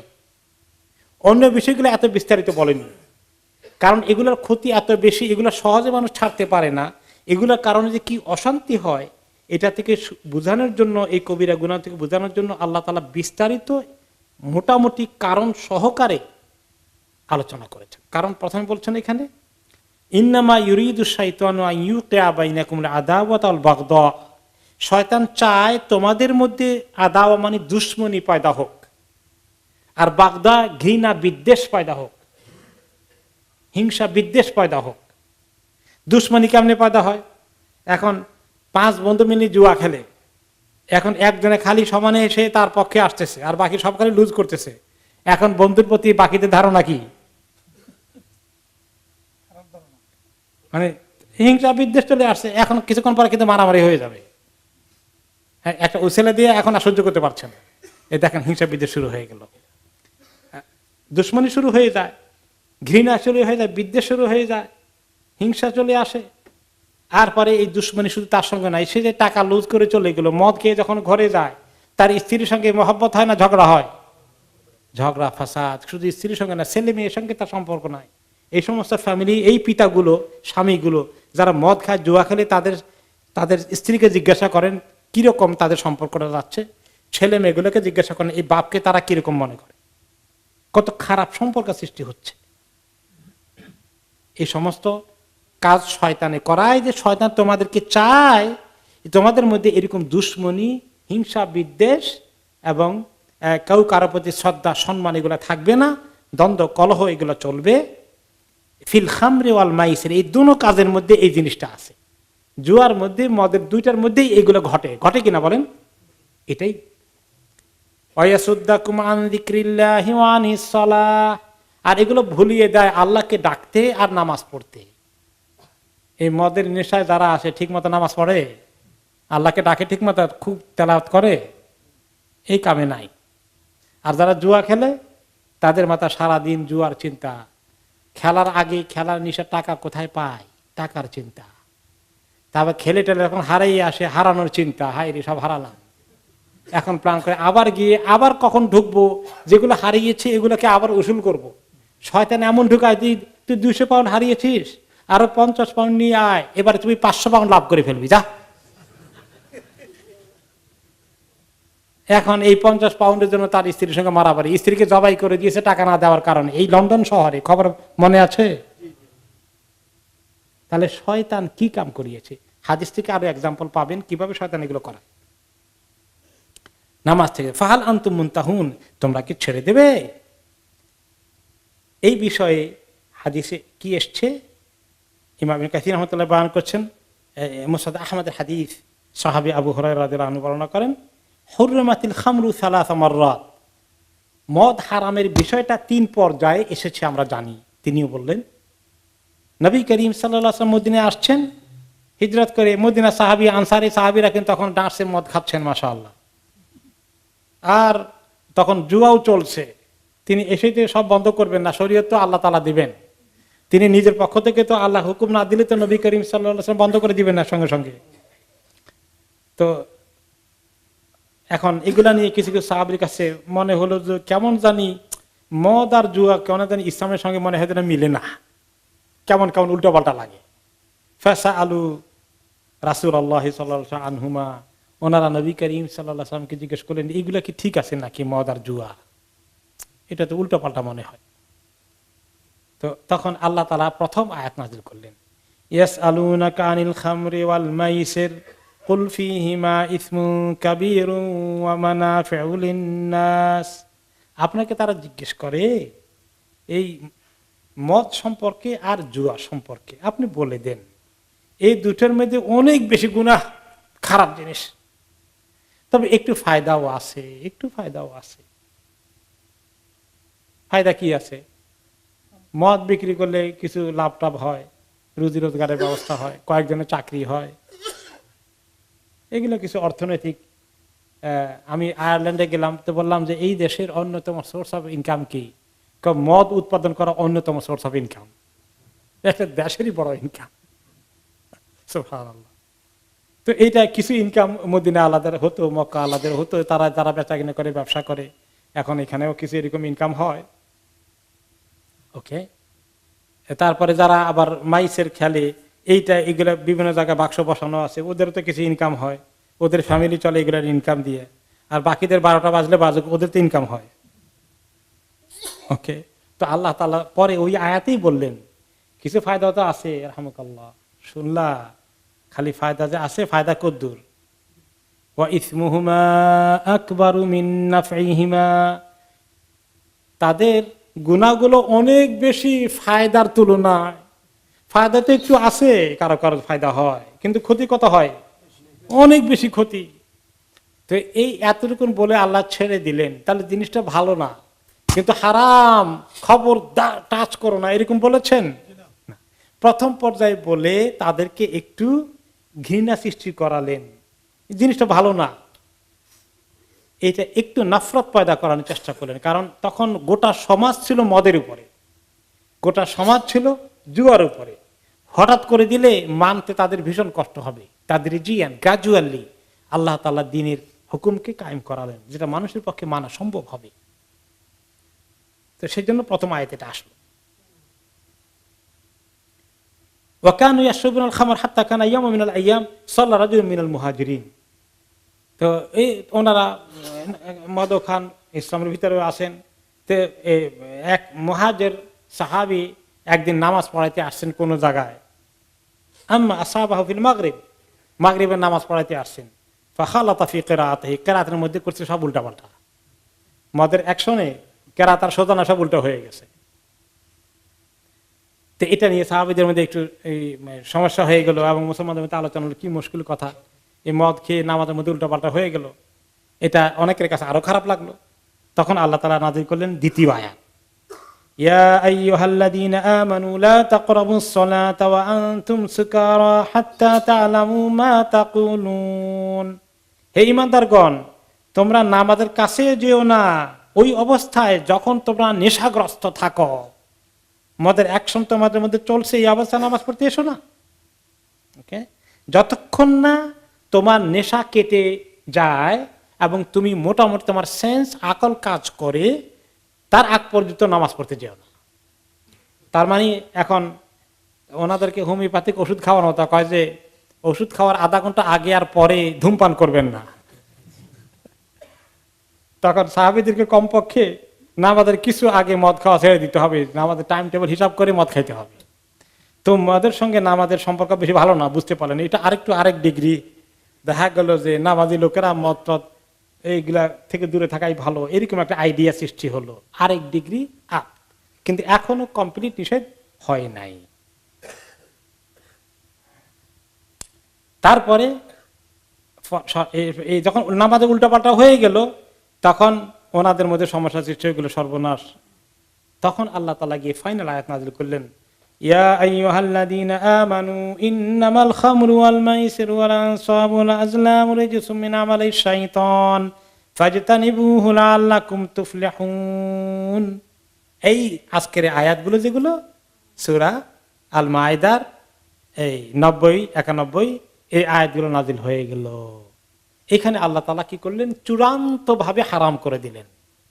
ফাজতানিবুহু, ফাইনালি বর্জন করে ফেলো, এবং বললেন শয়তানের কাজ, খবরদার এটা করতে পারবে না। এই 3 পর্যায়ে আল্লাহ তাআলা হারাম করে দিলেন। ওকে, এই বিষয়ে আরো যেটা এসেছে অন্যান্য হাদিসে, ওমর ইবনে খাত্তাব রাদিয়াল্লাহু আনহু থেকে, তিনি প্রথমে নবী করিম সাল্লাল্লাহু আলাইহি ওয়াসাল্লামের সঙ্গে আলোচনা করলেন, ইয়া রাসূলুল্লাহ, না এই যে মদের বিষয়টা ভালো লাগছে না। তখন আল্লাহ তাআলা প্রথম আয়াত নাযিল করলেন যে এটা মধ্যে ফায়দা বেশি নাই, ক্ষতি বেশি। তখন তিনি আল্লাহর কাছে দোয়া করলেন যে আল্লাহুম্মা বাইয়িন লানা ফিল আমরি বায়ানান শাফিয়ান ফিল খামরি বায়ানান শাফিয়ান। আল্লাহ, মদের ব্যাপারে আমাদেরকে আর একটু পরিষ্কার করে বয়ান করে বর্ণনা করেন আল্লাহ। তখন দ্বিতীয় আয়াত নাযিল হলো নামাজেরটা। তারপরে তিনি ওনাকে ডাকিয়ে শোনানো হলো যে আরেকটা আয়াত নাযিল হয়েছে। তারপরে তিনি আল্লাহর কাছে আবার দোয়া করলেন যে আল্লাহ বাইয়িন লানা ফিল খামরি বায়ানান শাফিয়ান, আল্লাহ আমাদের ভেরি ক্লিয়ার কাট বয়ান করে দেন। তারপরে 3 নম্বরটা নাযিল হয়ে গেল। তখন তিনি খুশি হয়ে গেলেন, বললেন ফান্তাহিনা ইয়া রাব্বানা ইনতাহাইনা ফাহাল আনতুম মুনতাহুন, তোমরা কি থেমে দেবে, তোমরা কি ছেড়ে দেবে?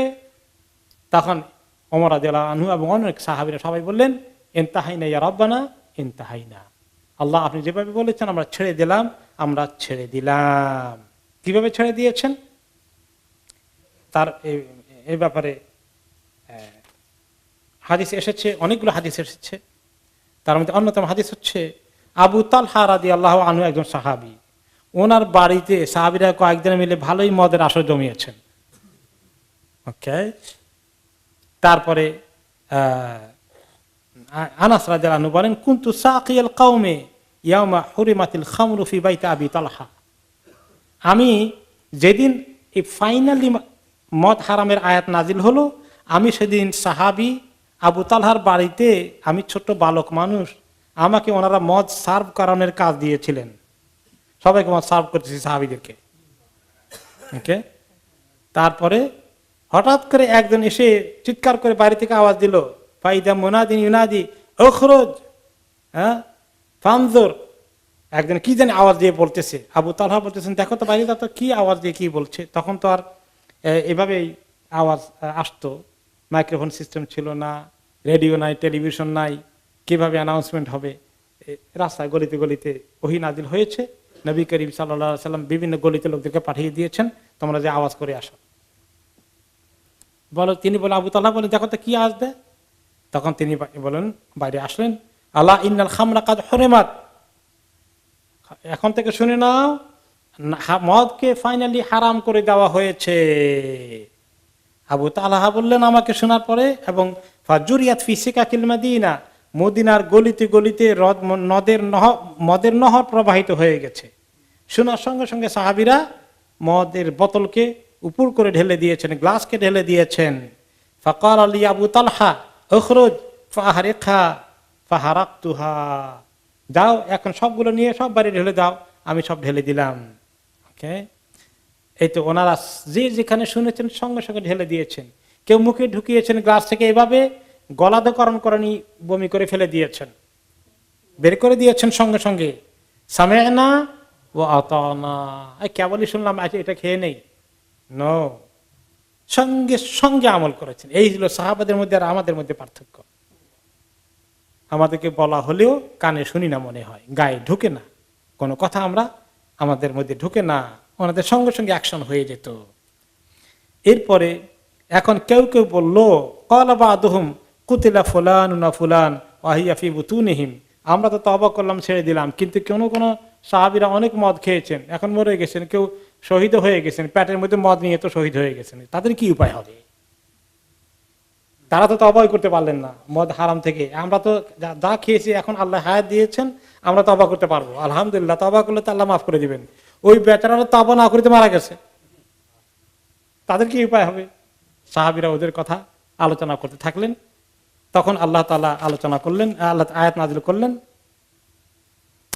তার আগের আয়াতটা শুনে নিন আগে, ওয়াতিউল্লাহ ওয়ার রাসূল ওয়াহদারু, যে তোমরা যে নিষেধ করবা মানে ছেড়ে দেবে কিনা, ওয়াতিউল্লাহ ওয়া আতিউর রাসূল, আল্লাহকে মানো, আল্লাহর রাসূলকে মানো, ওয়াহদারু, আর সতর্ক হয়ে যাও, সাবধান হয়ে যাও, খবরদার এই সমস্ত গুনাহ আর তোমরা কখনো করো না। ফাইন তাওয়াল্লাইতুম ফালামু আন্নামা আলা রাসূলিনাল বালাগুল মুবিন, তারপরে তোমরা যদি পৃষ্ঠ প্রদর্শন করো, তোমরা মুখ ফিরিয়ে নাও, এগুলা কেয়ার করো না, তাহলে জেনে রাখো আমার রাসূলের প্রতি দায়িত্ব হচ্ছে সুস্পষ্টভাবে বয়ান করে খবর পৌঁছিয়ে দেওয়া। আমল না করলে তোমরা আমার কাছে আসছো, আমি অ্যাকশন নেব। এখন যারা এই পেটের ভিতরে মদ ঢুকে মরে গেছে, লাইসা আলাল্লাযীনা আমানু ওয়া আমিলুস সালিহাতি জুনাহুম ফীমা তাইমু ইযা মাত্তাকাও ওয়া আমানু ইযা মাত্তাকাও ওয়া আমানু ওয়া আমিলুস সালিহাতি সুম্মা তাকাও ওয়া আমানু সুম্মা তাকাও ওয়া আহসানু ওয়াল্লাহু ইউহিব্বুল মুহসিনিন। যারা ঈমান এনেছে এবং নেক আমল করেছে, তাদের জন্য কোনো গুনাহ হবে না। তারা কি খেলো, কি খেয়ে মারা গিয়েছিল, এই আয়াত নাজিল হওয়ার আগে কত কি খেয়েছে, যেটা নাজিল হওয়ার আগে খেয়ে ফেলেছে, এর জন্য কোনো গুনাহ হবে না, আল্লাহ সব মাফ করে দিবেন। কারণ তারা এখন জীবিত থাকলে তোমাদের মতোই কি করতেন, তওবা করতেন। যদি কেউ যতক্ষণ যে শরীয়তের হুকুম তার সামনে ছিল, সেটাকে যদি সে ঈমানের সাথে আমলের সাথে নিয়ে আসে আর তাকওয়া অর্জন করে, ইদামাত তাকাও, তাকওয়া ভিত্তিতে তার জীবন চালায়, যতটুকু তাকওয়া আল্লাহ তার কাছে চেয়েছেন, ওয়া আমানু, ঈমান এনেছেন, ওয়া আমিলুস সলিহাত, নেক আমল করে গিয়েছেন, সুম্মা তাকাও, কন্টিনিউয়াসলি তারা তাকওয়া করে গিয়েছেন, ওয়া আমানু সুম্মা তাকাও ওয়া আহসানু, রিপিট করছেন, ঈমান, আমল সলিহাত, আহসান, ইহসান, তাকওয়া, এগুলা নিয়ে যখন তারা দুনিয়াতে তারা এইভাবে যতদিন ছিলেন আমল করে গেছেন, কোনো চিন্তা তাদের জন্য নাই। আল্লাহু ইউহিব্বুল মুহসিনিন, আল্লাহ তাআলা নেককারদেরকে এভাবেই পছন্দ করে থাকেন। কাজেই তাদের জন্য তোমরা কোনো দুশ্চিন্তাগ্রস্ত হইও না। সন্তান মনে করছে, আহারে আমি তো এখন মদ খাওয়া ছেড়ে দিয়ে তওবা করছি, আমার বাবা তো খুব মদ খেতেন, এখন তো মরে গেলেন, তওবা করা তো নসিব হলো না। তখন তো মদের আয়াত নাজিল হয় নাই, আল্লাহ তাআলা এই জন্য ওনাকে জিজ্ঞাসা করবেন না, ছেড়ে দেবেন, মাফ করে দেবেন। এরপরে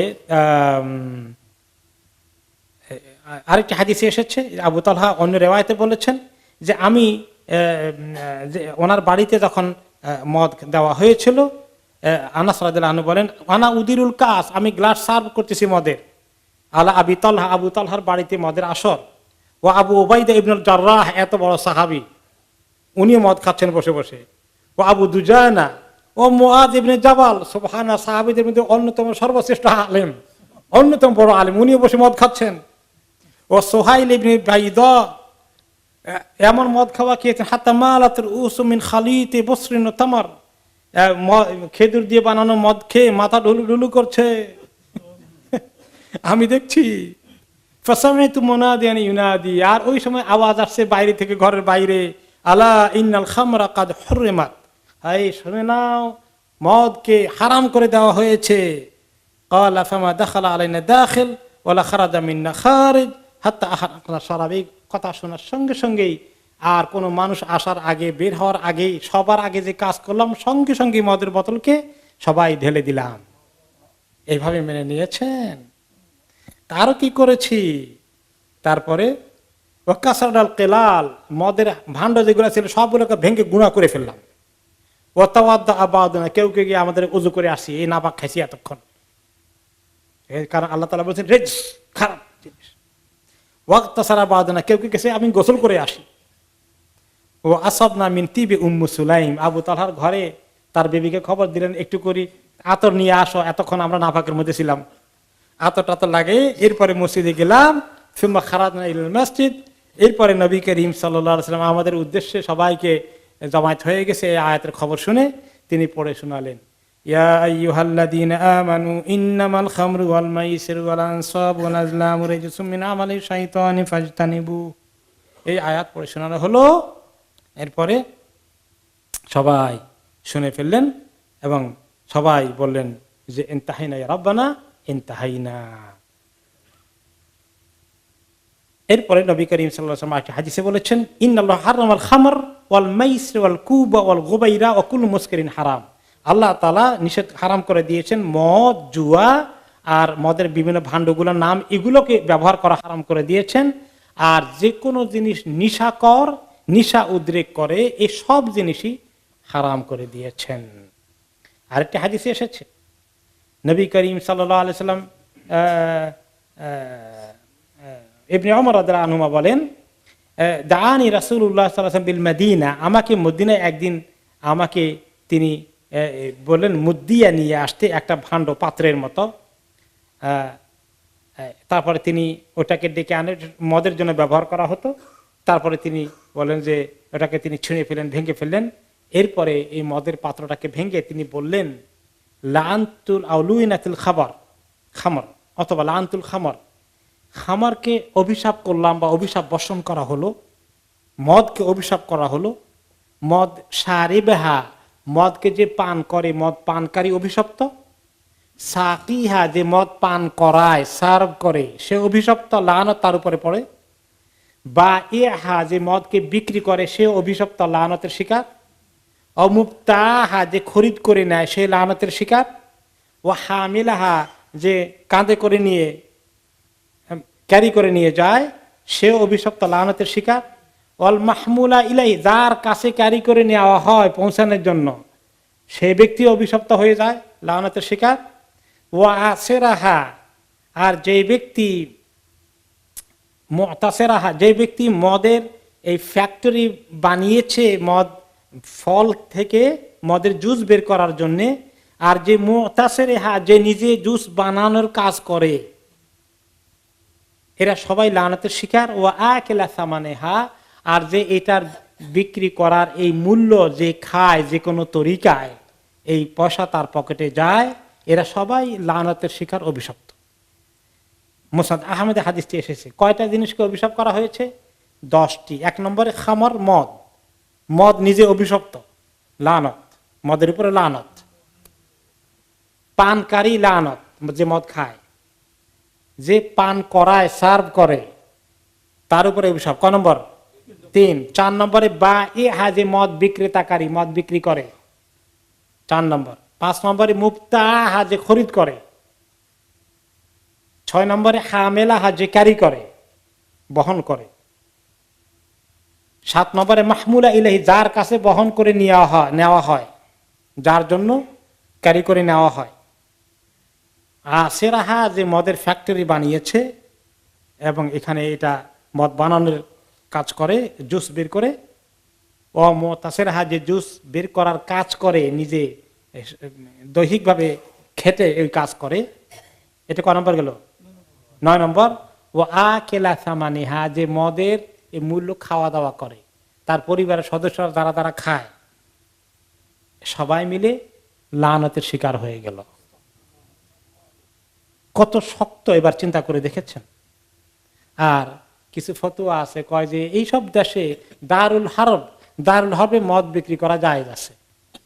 নাউজুবিল্লাহ।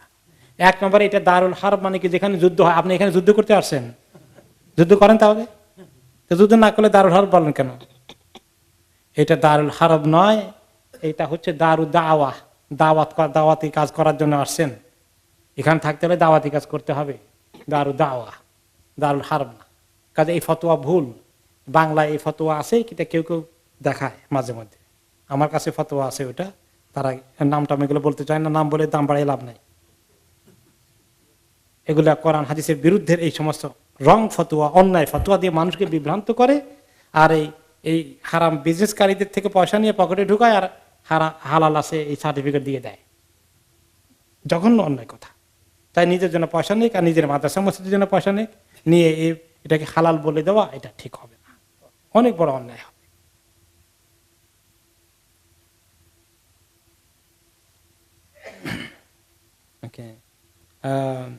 এরপরে এই মদের মধ্যে যে আল্লাহ তাআলা বলেছেন দুশ্মনী বাড়ে, এরকম সাহাবীদের মধ্যে কয়েকটি ঘটনা ঘটেছে।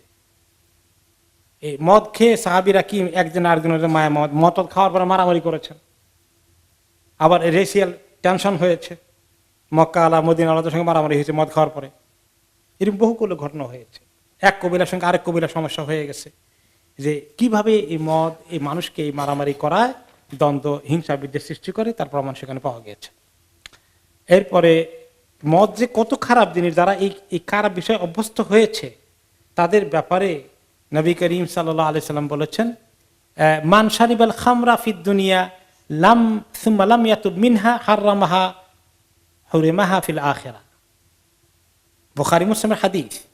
যে ব্যক্তি দুনিয়াতে মদ পান করে এবং মদের এই পান করা থেকে তওবা না করে মারা গেল, সে ব্যক্তি আখিরাতে মদ পান করা তার কিসমতে জুটবে না। আখিরাতে আল্লাহ তাআলা শরাব, মদ খাওয়াবেন জান্নাতীদেরকে, কিন্তু এই পচা মদ খাওয়াবেন, এই পচা মদ না। যে মদটা অত্যন্ত তয়্যিবাত হবে সেটা, এবং সেটা নেশা করবে না, হালাল মদ। আরেকটি হাদিসে এসেছে, কুল্লু মুসকিরিন হারাম ওমান শারিবাল খামরা ফামাতা ওয়া হুয়া ইউদমিনুহা ওয়া লাম ইয়াতুব মিনহা লাম ইয়াশরাবহা ফিল আখিরাহ। এটা ইমাম মুসলিম হাদিসে এনেছেন, যে এই ব্যক্তি, তিনি বলেছেন সব নেশাকর জিনিস হারাম। যে ব্যক্তি মদ খায় এবং মরে যায় মদের নেশা এবং মদের অ্যাডিক্ট হয়ে, এবং তওবা করে না মরার আগে, সেই ব্যক্তি আখিরাতে এই মদ পান করতে পারবে না, তার মানে জান্নাতেই যেতে পারবে না। আরেকটি হাদিসে এসেছে, লা ইয়াদখুলুল জান্নাতা মান্নানুন ওয়ালা আকুন ওয়ালা মুদমিনু খামর।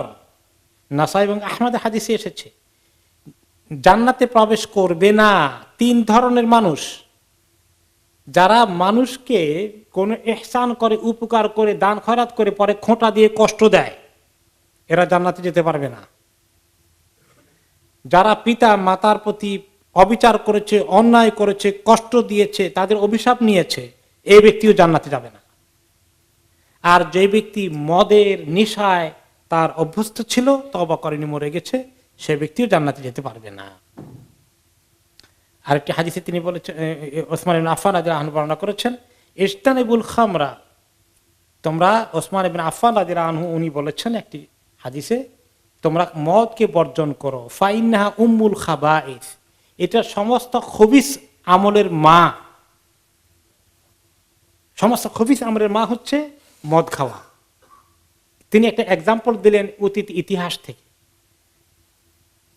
বনি ইসরায়েলের জামানায় ইন্নাহু কানা রাজুলুম ফীমা খালা কাবলাকুম, তোমাদের আগে অতীত হয়ে যাওয়া জাতিদের মধ্যে একটা ঘটনা ছিল, একটি লোক বড় আবেদ ছিল, ইয়াতাআব্বাদু ওয়া ইয়াতালিজুন নাস, এই লোকটা বড় আবেদ, ইবাদত করতো আর আল্লাহমুখী হয়ে থাকতো, বেশি মানুষের সঙ্গে এত মিশামিশিও করতো না, অত্যন্ত আল্লাহমুখী হয়ে থাকা একটি লোক।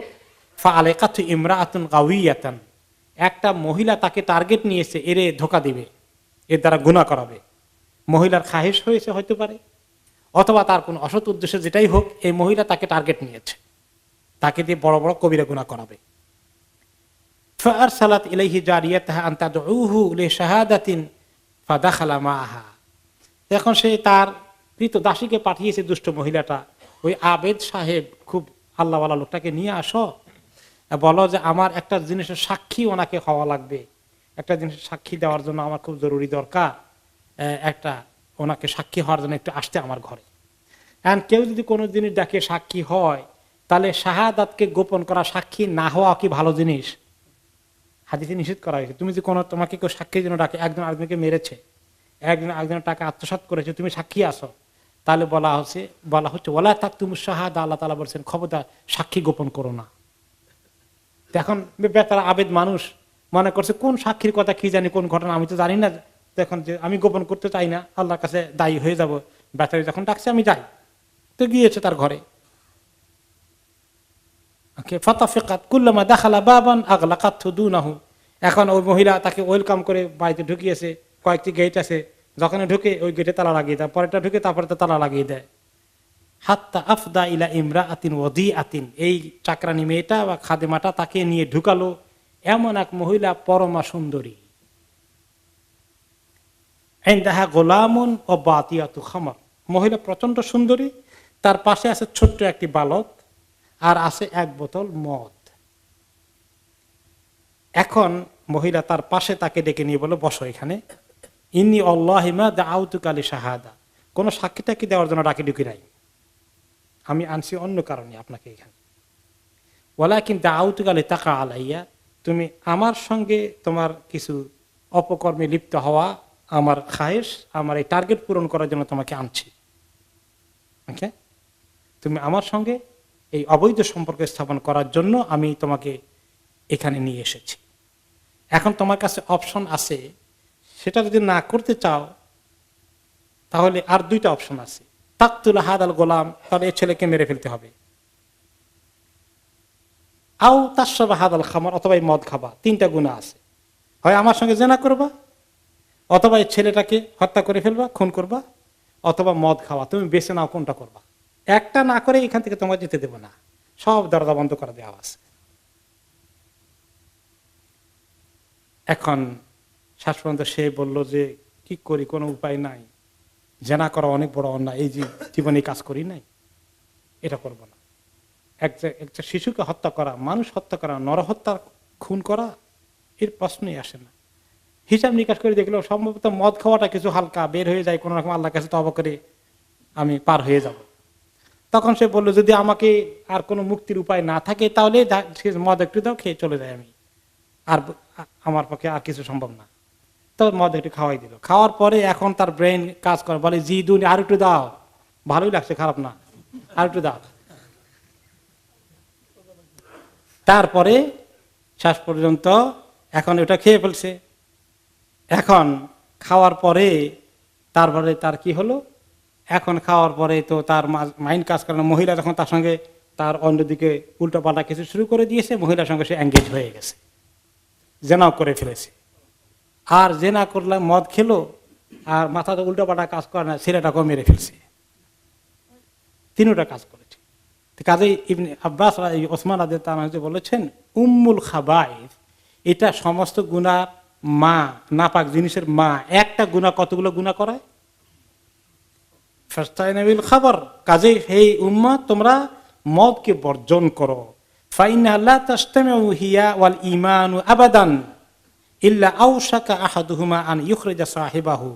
মদ যদি আর ঈমান একসঙ্গে কখনো থাকে না। কেউ যদি বলে যে আমি ঈমানও রাখবো বেঈমান হব না, একটু মদও খাই একটুখানি, এই দুইটা একসঙ্গে থাকবে না, একটা আরেকটাকে বাইর করে ছাড়বে। হয় তওবা করবা, মদ বাইরে যাবে, মদ আর জায়গা পাবে না, অথবা তুমি তওবা না করো তাহলে তোমার ঈমান চলে যাবে, ঈমান আর থাকবে না। আরেকটি হাদিসে আসমা বিনতে ইয়াজিদ রাদিয়াল্লাহু আনহা বলেন, নবী করিম সাল্লাল্লাহু আলাইহি ওয়াসাল্লাম বলেছেন, মান শারিবাল খামরা লাম ইয়ারদাল্লাহু আনহু 40 লাইলা ইন মাতা। যে ব্যক্তি মদ খেলো, খাওয়ার পরে 40 দিন আল্লাহ তাআলা তার প্রতি অসন্তুষ্ট থাকবেন যদি আসে তওবা না করে।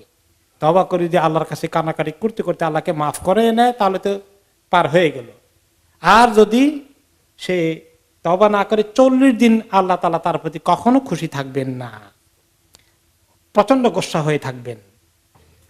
ওয়া ইন মাতা মাতা কাফিরান, মরে গেলে কাফের হয়ে মারা যাবে। ওয়া ইন তাবা তাবাল্লাহু আলাইহি, আর যদি কেউ তওবা করে ফেলে, আল্লাহ তাআলা তো বলেছেন ইন্নী আনাল গাফুরুর রাহিম, আত-তাওয়াবুর রাহিম, তিনি আল্লাহ তওবা কবুল করবেন। ওয়া ইন আদা, তওবা করার পরে আবার মদ খাওয়া শুরু করে দিয়েছে, কান হাক্কান আলাল্লাহি আন ইসকিয়াহু মিন তিনাতিল খিবাল, তখন আল্লাহর প্রতি ওয়াজিব হয়ে যায় তাকে তিনাতিল খিবাল খাওয়াইতে। তিনাতুল খিবাল কি জিনিস? কালা সদিদু আহলিন নার, এই তিনাতুল খিবাল হচ্ছে জাহান্নামীদের, জাহান্নামের আগুনে জ্বলতে পুড়তে পুড়তে তাদের শরীর থেকে যে পুঁজ, ময়লা, রক্ত, নাপাক জিনিস বের হবে, এইগুলো হচ্ছে সদিদু আহলিন নার। আল্লাহ তাআলা তাকে এই সদিদ খাওয়াবেন, জাহান্নামীদের সমস্ত শরীরের আবর্জনাগুলো তাকে খাওয়াবেন। এত শক্ত জিনিসের পরেও যদি মানুষ মদ না ছাড়ে, আহারে কত মানুষের জীবন বিপর্যস্ত হয়ে গেছে, তার জীবন শেষ, পরিবারের জীবন শেষ, সবার জীবন শেষ। তো আমাদের আজকে এখানেই শেষ হয়ে গেল ইনশাআল্লাহ।